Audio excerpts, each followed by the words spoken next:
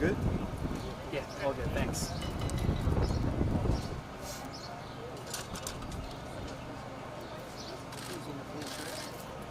Black shirt.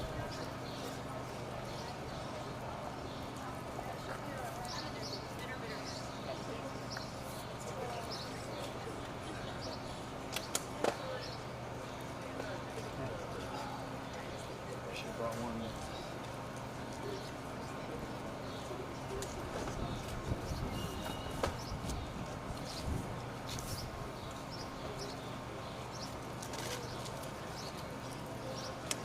I'm going here on camera or Bruce?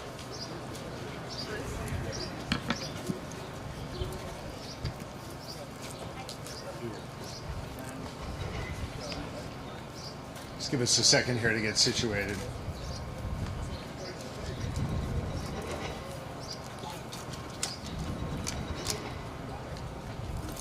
Good afternoon. I'm Governor Josh Shapiro, and this morning, according to first responders here in Philadelphia and the Pennsylvania State Police, at approximately 6:20 a.m., a vehicle fire underneath I-95 behind me here caused a portion of the highway above to collapse.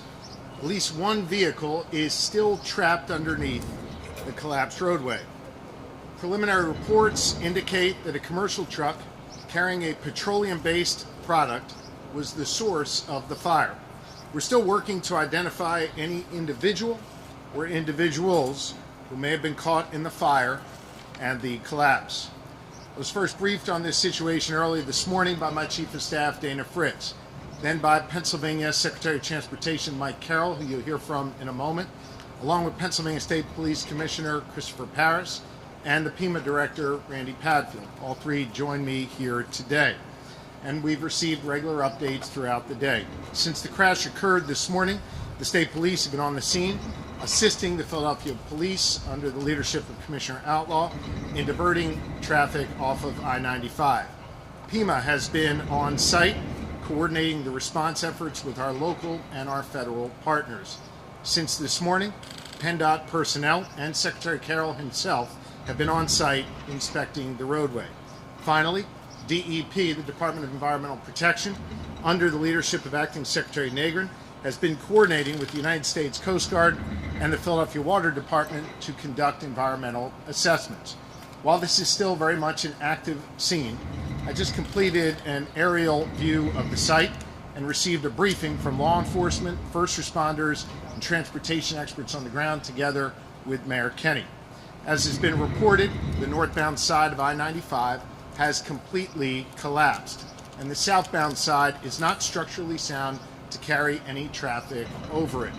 In response, PennDOT, the City of Philadelphia, and SEPTA, under leadership of Leslie Richards, who joins us today, have created detours and are working on further alternative methods to ensure folks can safely get to where they need to go. We're also looking at interim solutions to connect both sides of I-95 to get traffic through the area. With regards to the complete rebuild of I-95 roadway, we expect that to take some number of months. We expect it to take that time, and we will have that specific timeline set forth once the engineers in PennDOT have completed their review. To expedite this process and to cut through the red tape, tomorrow morning I plan to issue a disaster declaration, allowing the Commonwealth to immediately draw down federal funds and move quickly to repair and reconstruct this roadway. I've spoken directly to Secretary Pete Buttigieg of the United States Department of Transportation, along with Senator Casey, Congressman Boyle, and other federal officials. My Chief of Staff has spoken directly to White House officials. All of our federal partners have pledged a complete and total support and assistance as we create alternative routes and as we rebuild I-95. Secretary Buttigieg has assured me that there will be absolutely no delay in getting federal funds deployed to quickly help us rebuild this critical artery. I-95, of course, is a critical roadway that supports our economy and plays an important role in folks' everyday lives. Our administration, together with the Kenny administration and all of our partners, are all hands on deck to repair this safely and as efficiently as possible. For those who need up-to-date information on detours, my administration has just set up a website, pa.gov/I-95 updates. You can go there for regular information. I want to thank our local, state, and federal partners, as well as our partners in New Jersey and Delaware, who together with our law enforcement and first responders and community leaders are all working together constructively and methodically to address this disaster. And with that, I'm going to introduce Mayor Kenny, followed by several other speakers, and I'll return to the podium for any questions that you may have. Mayor Kenny. Thank you, Governor. Thank you all for joining us for this update. As was just discussed this morning, a large fire under I-95 near the Cotman Avenue exit caused a portion of the highway to collapse. Right now, the fire is under control. Both city and state agencies are responding to address impacts to residents in the area and travelers affected by road closures and detours. At this time, we are advising residents to please avoid the area and plan for alternative routes of travel. In addition to road closures, we expect delays of trash collection and SEPTA bus routes in the area. We are not aware of any injuries or fatalities at this time, but we understand the situation remains fluid. I am grateful to our first responders for the dangerous, life-saving work that they do to keep residents and visitors safe. This is really where teamwork and quick thinking come into play, and I want to thank the Philadelphia Fire Department, the Philadelphia Police Department, the Office of Emergency Management, and other city, state, and local partners for your continued response to this incident, including Pennsylvania State Police and PEMA. And I also want to thank Governor Shapiro for being here with us for his support. Coordination between state and city agencies has been and will continue to be essential to our emergency response efforts. Additionally, repairing the damage caused by this incident in a timely manner will require a strong, coordinated effort between city, state, and federal agencies. And again, I want to thank, I had the opportunity this morning to speak with Secretary Buttigieg, who is closely monitoring the situation, and we appreciate the federal government's offer to support recovery and reconstruction. Also received calls from Senator Casey, Congressman Boyle on this issue. We will continue to provide updates to residents and visitors as they become available. I want to thank everyone for being here, and thanks for all their courageous efforts to respond to this. Now I'd like to call on Deputy Commissioner Thompson of the Philadelphia Fire Department for the Fire Department's update. Thank you, Mayor Kenny. As the mayor stated, the fire is under control, but the fire department continues to remain on scene just to make sure, as a precautionary measure, because of the large volume of product that was involved, we want to make sure that if the fire restarts, that we are there to quickly respond and take care of that. So we do have resources. We have 2 engine companies as well as a medic unit on scene as precaution. In addition to that, we have the fire marshal's office and his staff. They are here to investigate, as we do with all fires. And we will continue to be here until this situation is fully mitigated. I'd like to thank all of our partners, the Philadelphia Police Department, PGW, the Water Department, for all of their assistance in helping to mitigate this disaster. Thank you. With that, I'd like to bring up Secretary Carroll. Commissioner, thank you. Good afternoon. The I-95 segment behind us carries roughly 160,000 vehicles per day. A very, very heavily traveled interstate, likely the busiest interstate in our Commonwealth. I would like to thank Governor Shapiro and the mayor for their wonderful leadership in directing and ensuring the speedy response to this catastrophe. PennDOT and our partners were on scene immediately, engaged a contractor that was nearby, and had equipment on scene within hours of the accident. We will continue that effort over the next 24 hours through the night to make sure that we have the collapsed section removed as speedily as possible, and then advance efforts with respect to the replacement repair going forward. It is our goal to be as quick in our response and our remediation of the challenges as we can. As was mentioned, there's a website that will direct folks to information on detours, and I encourage folks to look at those opportunities and information. The challenges will be real when it comes to traffic movements in the city as a result of this incident, but working with our partners in the Philadelphia Police Department and others, I'm confident that we will get past this in a way that recognizes the challenges before us. So I will now turn it over to Leslie Richards from SEPTA for commentary related to transit movements in the city.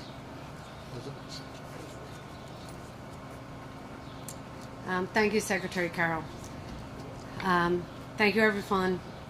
This is an emergency that has created a tremendous challenge for our transportation network. We're evaluating all options to enhance service for those who are impacted. We're close to finalizing details of an immediate service plan for the next 24 to 48 hours. Then we'll continue to adjust with what we are seeing. Here's some adjustments that we have finalized for tomorrow morning. We're adding capacity on the Trenton, West Trenton, and Fox Chase lines. That means additional cars on scheduled trains.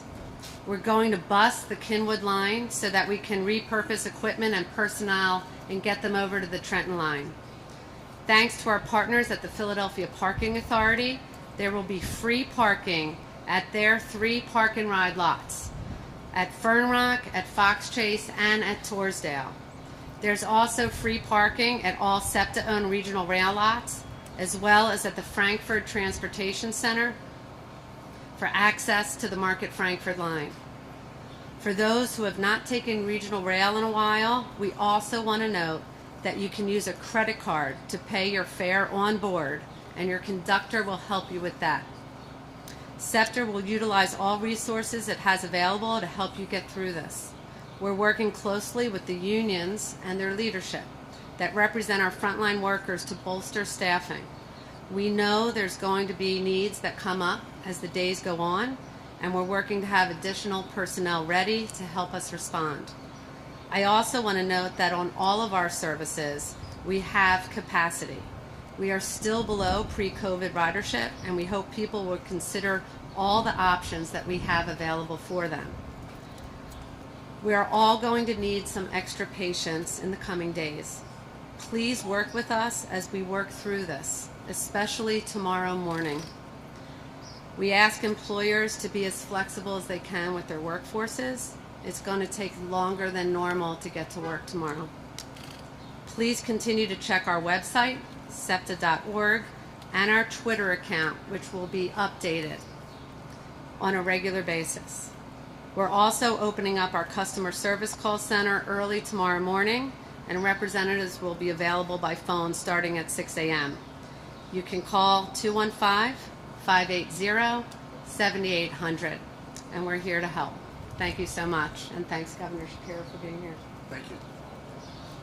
I hope it's clear to everyone here that every agency, local, state, and federal, are working together to address this. I also want to thank several of our elected officials who are here with us from City Council as well as from the State Assembly. With that, while this is obviously a fluid situation, we'll do our best to answer any questions that you have. Governor, based on what you've seen in your briefing, is there anything that indicates this could have been intentionally set?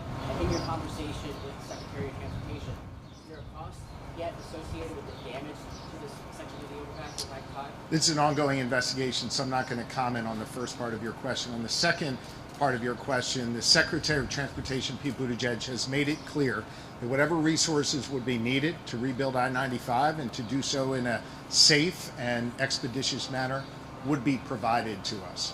Governor, what you saw from flying over the highway, just kind of give us your thoughts on exactly just seeing the scene of that collapsed highway and the potential catastrophe that could have been avoided if it had been a different day of the week. Just, I mean, remarkable devastation.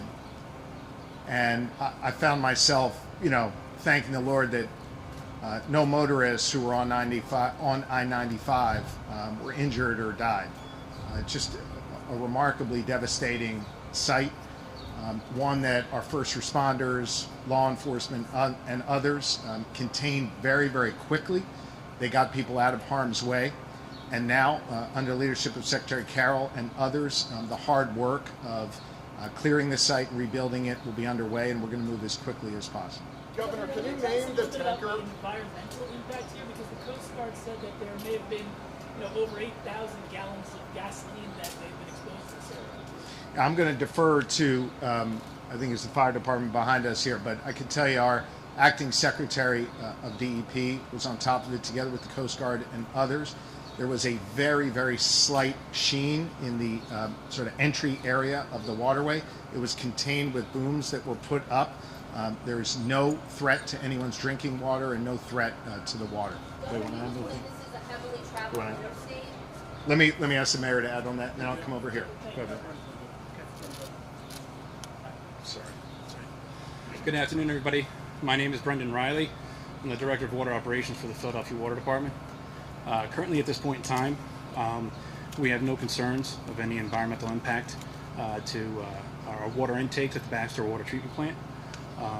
There was a lot of coordination with the Department of Environmental Protection, the U.S. Coast Guard, as well as PennDOT to make sure that we responded appropriately and deploy some booms not only at our intakes, but also at the outfall location where there was any potential discharge. Thank you. Yes. Governor, we're talking about major interstate here, wide-ranging impacts. What solutions are we looking at beyond just Again, number one, detours. Number two, added capacity on SEPTA. You heard Leslie Richards speak to that before.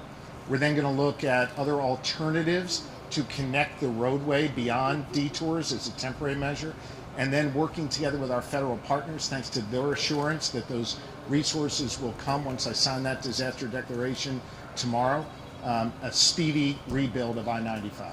Governor, you mentioned that the truck was carrying a petroleum product. Do you know how much, and do you know who this, was it a tanker, who did it belong to? Really can't offer any more than just it was a petroleum product. As soon as we're able to confirm more than that, we will. Yes, in the back. Could you name the tanker company and if they're going to be held responsible for cleanup and repair? It's not something I can offer at this time. Yes. You mentioned individuals possibly trapped still in that vehicle, so it's possible there's someone still in that vehicle. That is possible. It's an ongoing investigation. I really can't comment beyond that. I think we'll have updates on that hopefully shortly. Yes. Anything from the media? Yes. There has been criticism in the past about, various bridges and roads and the issues with infrastructure here in the country. How confident are you that you are going to get the funding that is required to get 95 back up and running? Secretary Buttigieg made clear we will have the resources we need. Senator Casey is prepared to do whatever is necessary, Congressman Boyle and others. I'm confident, I know the mayor is confident, we will have the resources we need to get this done. Governor, just for clarity, you mentioned there was a vehicle that's still out at the tanker. Is it a different vehicle from what it It is not a different vehicle. Last question. Governor, do you have any expectation of how many tons this particular section of 95 is? I mean, are we talking 1,000 tons? Secretary Carroll, do you have anything you can add on that? I'm going to give you a precise answer. Understand the question? You want to know how many tons the bridge weighs? Earlier, fire said about 1,000 tons of concrete rubble descended on this part of the overpass. Do we have a better number or figure how much this section is comprised of that's basically now on the street here? Can I get that back to you in a matter of minutes? I'll check with the engineers and get you a precise number. I don't want to put a number out there that's inaccurate. Again, pa.gov/I-95 updates. We'll do our best to keep you all updated as additional information is available. Thank you all very much.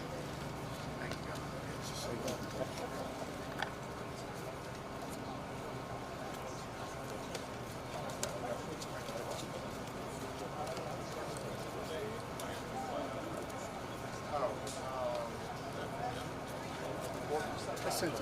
No, not the packet. I mean, I can't, but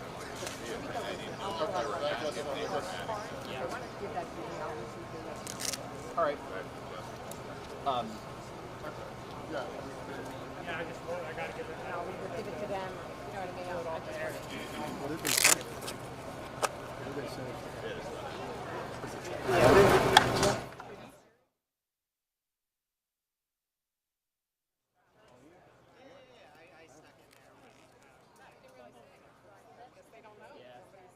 It looks kind of ambiguous.